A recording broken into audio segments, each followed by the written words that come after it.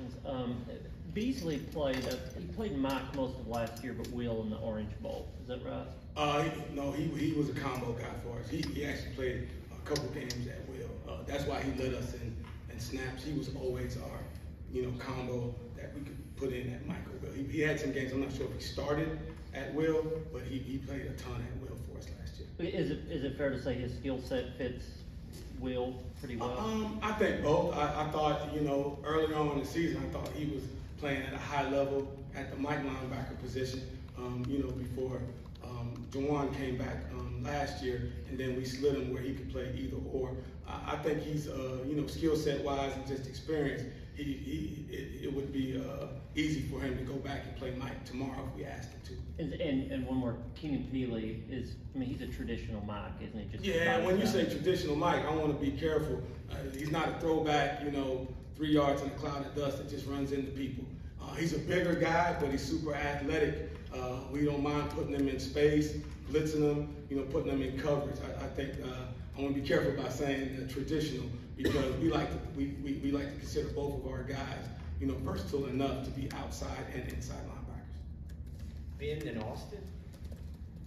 With Aaron, how have you seen his leadership skills grow this offseason? It's a work in progress. It is. Aaron's a soft-spoken guy. One of those guys that always feels like he has to earn the respect from everybody before he's going to step out and lead. We're asking him to come out of his shell a little bit, and he's done it in his own way. He's not going to ever be the loudest guy in the room or be very boisterous, but you can see that, especially the younger guys, they gravitate to him, and they really take heed to what he's saying when he speaks. I joked a couple of days ago with Coach Heupel that that first spring that some of us were out there playing linebacker. Yes. How different does that feel? I mean, I know that's like it just seems like it's so drastic for you as a coach. How different does that feel? And then to have two veteran guys and then a bunch of kind of younger pieces. Do you kind of like the dynamics of the room from a standpoint of you've got some veterans, but you've also got some young guys that are going to push them? Yes, the first part of your question, every coach, I think if you ask them what would be their number one goal, would be to have quality depth. And when you don't even have the bodies to, go out there and compete, it's hard because, I say it all the time, the best, coach in the world is competition. You're going to get the most out of guys if they know that guy behind them is nipping at their heels and is able to play at a high level. And with the depth that we're building, we're gonna be able to play multiple guys, and we feel like we're gonna get them to play at a high level. And like I said, I think we're getting to the point where we can be a third or fourth or even a fifth team deep at linebacker, and that's gonna be a blessing. Obviously, knock on wood, you don't want any injuries to happen, but the depth aspect is gonna be great. All right. And then, with the second part of your question, the young guys, very, very happy with the young guys. I think, they all obviously going to progress at different levels, but I think, from, Arion Carter to Jalen Smith and Jeremiah T-Lander, and I still put Caleb Perry, Elijah Herring, and Ben Bolton in that same category. Those are all guys whose best football is ahead of them, and we're really happy with, the athleticism and their attention to detail as football players.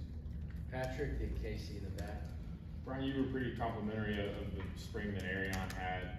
Has he continued to impress you, or does he have moments where you remember he's a freshman? That's always, it depends on the day, right? There's never going to be, perfection. There's, youth, always equals, mistakes. We just want to limit the amount. The thing with Arion, he plays so hard. He plays fast. He's, a great athlete. So he's able to, overcome some of the mistakes, that maybe some other people can't. But, we're not going to spoon feed him. We're going to keep force feeding him, keep putting him in difficult situations. So one, he learns from him. If he does it right and he can explain why he did it right, we feel confident. If he does it wrong, we're going to be able to correct it and make sure he does it right the next time. So I think he's right where he was. I think he's probably a little bit further ahead than where he was in the spring. And, obviously we're expecting big things from him, the rest of this camp. How would you describe how beneficial it is to have Keenan's age and experience in the linebacker room? Oh man, it's been it's been valuable. We lost you know, a bunch of guys, if you go off of just, you know, seniors or guys who are, you know, had their eligibility up last year. We really lost 4 guys last year, and that's big in the room. Even the guys that didn't play a lot, they have a presence in the room. They almost sounded like coaches. So when you lose that, and, you know, you only have really one veteran guy coming back, you bring a guy with a wealth of experience in Keenan Peely that's played at a high level, and a guy that really is a team, you know, player. I think when guys come out of the portal, that's always the biggest question: is how will they mesh with the team. And our culture, the way we're building it, it's not for everybody.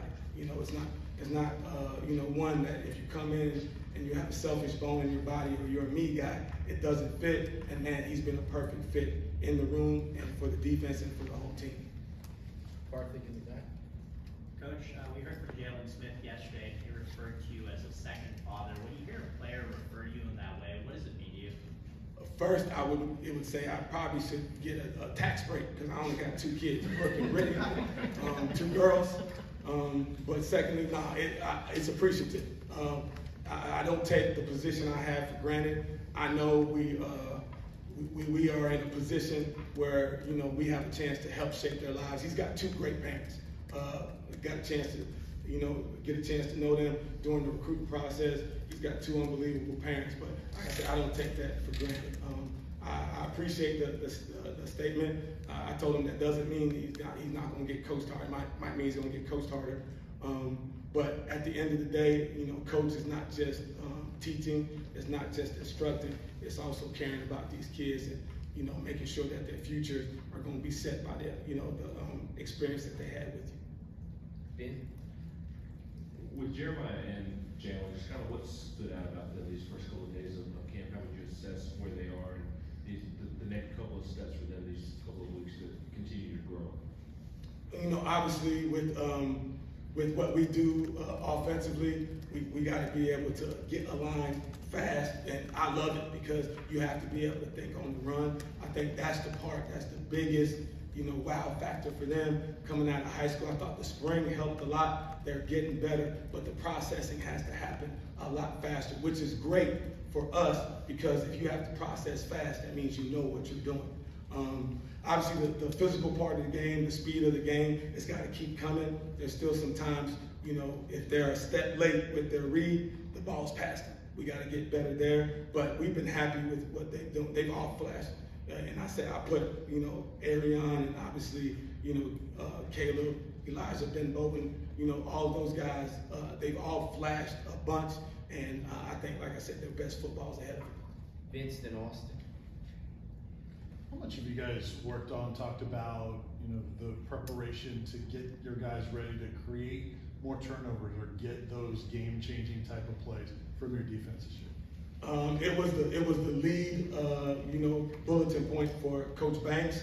I think everybody in our individual rooms, we talked about it. For us to take the next step, we have to go and take the ball from people. You know, our offense does a good job of not giving it to the you know, opponent. We have to match them as far as the rate that we take it from people. And even with Coach Hype, I should mention him too. That was one of the, you know, main bullet points that he had in his first team meeting was we have to do a better job, whether it be intercepting the ball, you know, cause fumbles, strip sacks on quarterbacks, 4th down stops, whatever we can do to get the possessions back to our offense. We know how explosive our offense, you know, is, and if we get the ball to them at a high rate, you know, our percentage of winning is going to go through the roof.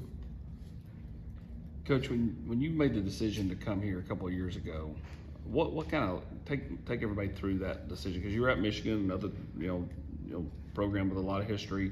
You're coming to a place that's under NCAA investigation and all that at the time. Like, kind of, you know, what made Tennessee attractive for you that you want to come here, and what have you found since you've been here that maybe you didn't know going in? Man, I feel like I'm about to write a book report. To answer the first part of that question, the thing that was attractive as a kid that grew up in the Northeast in the 80s and early 90s and moved down south in the mid 90s, obviously Tennessee program-wise was, you know, at top tier, was one of the best programs in the country. So that stood out to me. you know, as a high school kid. Then getting to college, you know, I didn't play college football too far from here. I played at Appalachian State, so it was a lot of, you know, power T's in that area of North Carolina. And then obviously getting in the coaching profession, you know, I kept my teeth in the South and actually in this conference. And Tennessee was always a program that you admired from afar. So when the opportunity came, obviously I was at a place with a lot of tradition, you know, and a really good program, but there was something in me that said that's worth at least kicking the tires on and seeing, you know, what the opportunity would be. And then, you know, after, you know, talking to Coach Heupel, you know, getting a chance to, you know, speak to Coach Banks, someone I knew and respected for a long time. And then obviously with Coach Martinez and Coach Garner, guys that, you know, I was coach against for a long time, the respect factor was there. And, you know, I knew what the situation was coming in, and it was, I want to call it faith, you know, blind faith. I really believed in the vision that Coach Heupel had when we spoke. Obviously, I had a chance to coach against him when he was at Central Florida, and I saw the makings of what they were doing there, and I had, you know, a pretty good inkling that we were going to be successful here. Last question. And the second part of the question, what have I found since I've been here? Unbelievable place. Great, great university. Knoxville is an unbelievable city, great people. The passion for football is even greater than I thought it would be. And man, you know, Neyland Stadium, I said it, you know, a couple of years ago, and I still think it's the best football experience for a college football fan or a player in the country. Brian, you said in spring that the next step for Aaron was sort of doing what he did in the Orange Bowl on a more consistent basis. How attainable is that? He was so good in that game. How attainable do you think that is for him? I would say if you asked him the question, if he doesn't say he thinks he could play better, I would be disappointed. I think that's the Aaron that we expect to see in every game. And I think there were still some plays that he left out there on the field that definitely could have been made. You know, you're talking to a guy that believes in him, you know, as much as anybody in the building. I think the kid's got, you know, a unique skill set. I think he's got a high playmaking ability. And I still tell people all the time, I think the best is yet to come from that kid.